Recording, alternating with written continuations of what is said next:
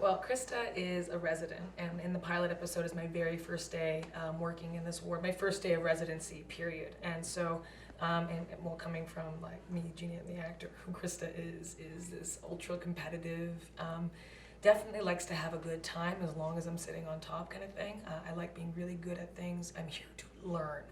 I love, love, love what I do. Even there's a little bit of like healthy competition with Paul. It's less about being competitive with other people than it is about doing my best always and wanting to become the best at something. And you know, I came to this ward because it's sort of the top of the line in the kind of work that I'd want to do, which is you know, trauma emergency care. And you know what I love about the show in general and about our cast and about the characters is this level of empathy, which I don't think is always the norm with all doctors.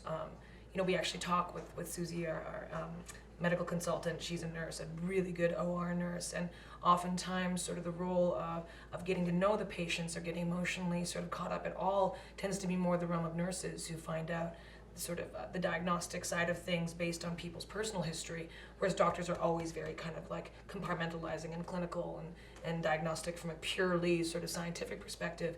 And what's cool about our cast and about this particular show is that the doctors really play a lot more of that role of empathy. And I think that's sort of having the characters of TC and Topher at the helm, people who have worked with their you know, their brothers in arms, you know, bring that sentiment back to a hospital. So for me as Krista character, you know, I think in our lives, especially when we like to challenge ourselves, we pick something that's really counter to what happens naturally, and naturally being competitive and precise for Krista, then to go to a place where she has to get more, not has to, but wants to become more involved with the adrenaline and the emotional involvement of people. And I think the fact that we have so many servicemen who are characters in the show really makes a big difference in terms of how you can relate to patients.